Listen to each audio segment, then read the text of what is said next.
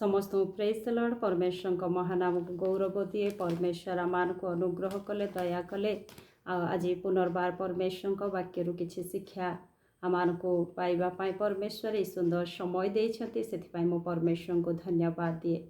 आसतु आज आम परमेश्वर वाक्य शुणी दायित्वर प्रार्थना। तो आम जीवन मध्य दुईटी दायित्व विषय को आम जानू। आम किसी कार्यर दायित्व भार नहीं था पुणी अन्य को मध्य किसी दायित्वर भार दे था। तो निजे जितेबाला आम दायित्व नहीं था से प्रार्थनार केते गुरुत्वपूर्ण आवश्यकता रही कि अन्य को जितेबाला आम दायित्व भार दे था से प्रार्थनार गुरुत्व आवश्यकता रही। से विषय आम किसी विषय आम परमेश्वर वाक्य शिक्षा पाइबा। आसतु आम परमेश्वर वाक्य देखी जा। लूक तार 6:12 लिखा जाए, सही समय से दिने प्रार्थना करने निमंते पर्वत को बाहरी जाई ईश्वर निकट में प्रार्थना करू करू समस्त रात्रि जापन कले। Praise the Lord. एठारे जीशु आपा विषय लिखा जाए। जीशु आपा से कौन करुछंती दिने प्रार्थना करने निमंते पर्वत को बाहरी जाउछंती। आ से पर्वत रे जेते समय रे प्रार्थना करुछंती से प्रार्थना करू करू समस्त रात्रि जापन करुछंती। तो जीशु आपा स्वयं परमेश्वर अटंती। से आमानकर उद्धारकर्ता आमानकर परित्राणकर्ता। आज सी राति सारा प्रार्थना करुछंती बोली वाक्य रे लिखा जाए। तो जीशु आपा ये जगार केउ विषय को नहीं से प्रार्थना करुछंती। प्रार्थना करिवार कौन आवश्यकता रही अछि आ केउ विषय पाई एते से प्रार्थना करुछंती जे से प्रार्थना राति सारा से परमेश्वर ठारे निवेदन करुछंती। तो आमारे देखिबा तार 13 लिखा जाए, प्रभात हुअन्ते से आपणा शिष्य मानकु पाखकु डाकी सेमानको मध्यरु 12 जन को मनोनीत कले। से मानकु मध्य प्रेरित नाम देले। Praise the Lord. जीशु आपा राति सारा से पहाड़ रे प्रार्थना करुछंती। आउ प्रार्थना करी प्रभात जिते बड़े हो जाउछि से अति प्रभात रे से 12 शिष्य को से डाकुअछंती पाखको। आउ से डाकी शिष्य मान को डाकी से कहउछंती 12 को से मनोनीत करुछंती एक गुरुत्वपूर्ण कार्य निमंते। आउ से गुरुत्वपूर्ण कार्य होछि परमेश्वरंकर राज्यर भार तांको स्कंदरे थुआ जाउछि। प्रेरित मानकु से सुसमाचार भार थुआ जाउछि।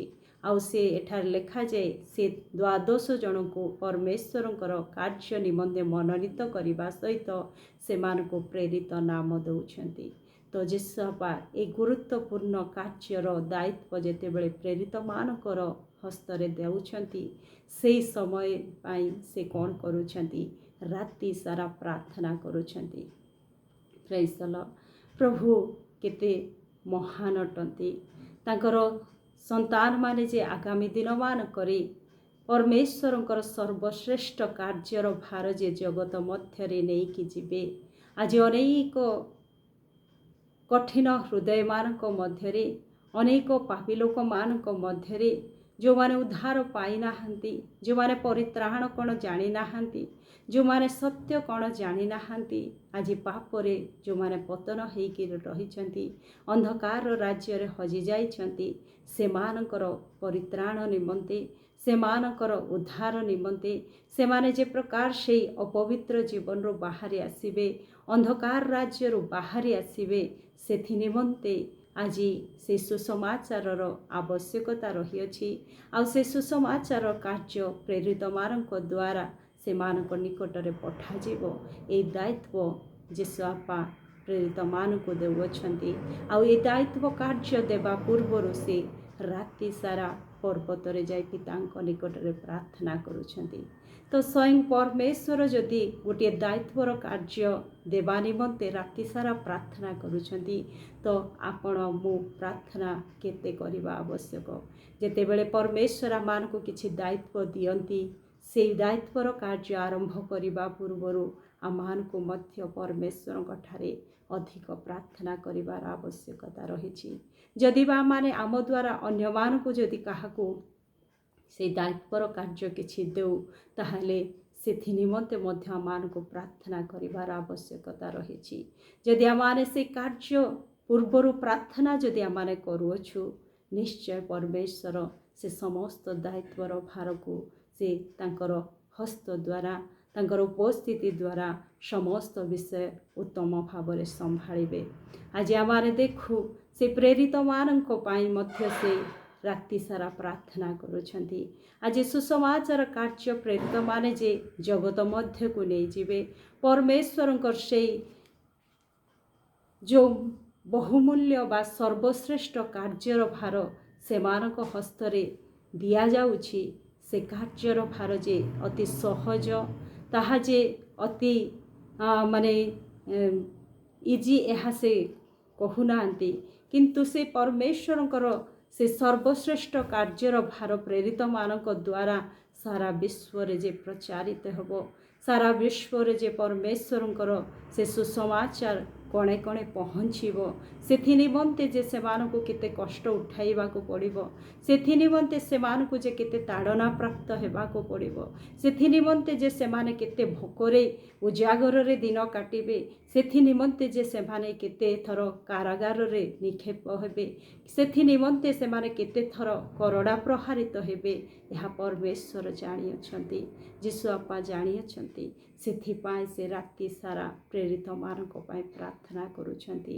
ସେ ପ୍ରାର୍ଥନା କରୁନାହାନ୍ତି, ଓ ପରମେଶ୍ୱର ମୋର ପ୍ରେରିତମାନେ ମୋର ଲୋକମାନେ ଯେତେବେଳେ ସୁସମାଚାର ପ୍ରଚାର କରିବା ପାଇଁ ସାରା ବିଶ୍ୱରେ ଯିବେ, ସେତେବେଳେ ଆଶ୍ଚର୍ଯ୍ୟ କର୍ମ ଗୁଡ଼ାକ ହଉ, ଅଦ୍ଭୁତ କାର୍ଯ୍ୟ ଗୁଡ଼ାକ ହଉ, ମହାନ କାର୍ଯ୍ୟ ଗୁଡ଼ାକ ହଉ, ଏଥି ନିମନ୍ତେ ପ୍ରାର୍ଥନା କରୁନାହାନ୍ତି, କିନ୍ତୁ ପ୍ରେରିତମାନଙ୍କ ସୁରକ୍ଷା ନିମନ୍ତେ, ପ୍ରେରିତମାନଙ୍କର ସେ ସୁସମାଚାର ଭାରର କାର୍ଯ୍ୟ ଯେ ପ୍ରକାର ସମ୍ପୂର୍ଣ୍ଣ ହୋଇପାରିବ, ଆଉ ସେ ପ୍ରେରିତମାନଙ୍କ ଦ୍ୱାରା ଯେଉଁ ସୁସମାଚାର ସାରା ବିଶ୍ୱରେ ପ୍ରଚାରିତ ହେବ, ଆଉ ଯେଉଁମାନେ ତାଙ୍କ ଦ୍ୱାରା ଶୁଣିବେ ସେଇମାନଙ୍କର ଉଦ୍ଧାର ଯେ ପ୍ରକାର ହେବ, ସେମାନଙ୍କର ଯେ ପ୍ରକାର ସୁରକ୍ଷା ହେବ, ସେଥି ନିମନ୍ତେ ଯୀଶୁ ଆପା ରାତି ସାରା ପ୍ରାର୍ଥନା କରୁଅଛନ୍ତି।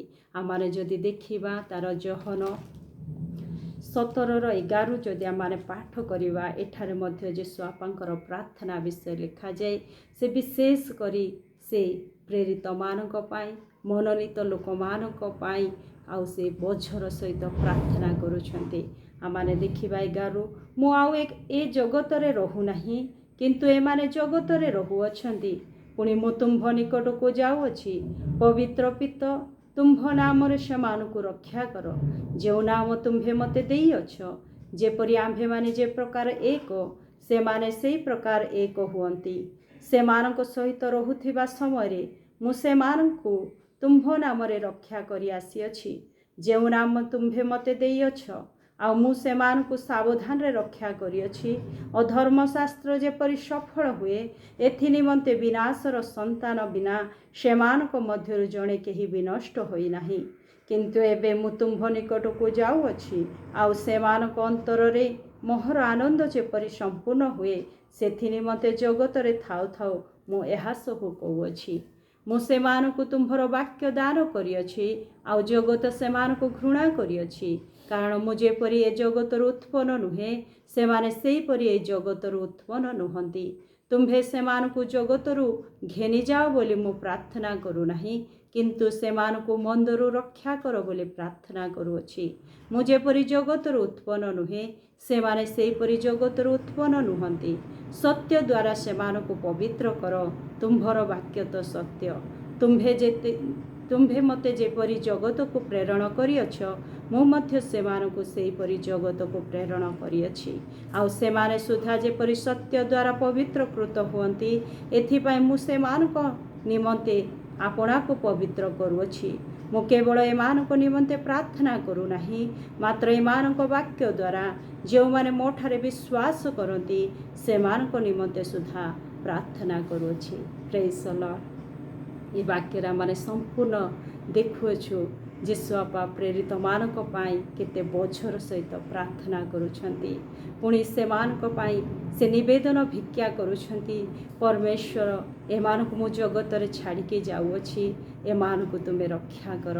ପୁଣି ତା ସହିତ ଆମେ ଦେଖୁଅଛୁ ଯୀଶୁ ଆପା କହୁଛନ୍ତି, ଏମାନଙ୍କ ଦ୍ୱାରା ଯେଉଁମାନେ ବାକ୍ୟ ଶୁଣିବେ, ସେମାନଙ୍କ ପାଇଁ ମଧ୍ୟ प्रार्थना करूअछि सेमाने जे प्रकार सुरक्षित हेबे सेमानकु मंदरु रक्षा कर पवित्र करी रख बोली तो परमेश्वर को महानाम को धन्यवाद दिए जीशु आपा आमानकर आदर्श अटंती से आमानकु से प्रार्थना करवा शिखाउछंती गोटे दायित्व कार्य नेबा पूर्व आम कि प्रकार बोझर सहित प्रार्थना करने आवश्यक अन्य को आम दायित्व देवा परे आमने से केते बोझर सहित प्रार्थना करने आवश्यक जदि आम प्रार्थना करिछु आम समस्त कार्य संपूर्ण कुशलमय हब प्रभु वाक्य द्वारा मते आपण को आशीर्वाद करंतु आमेन।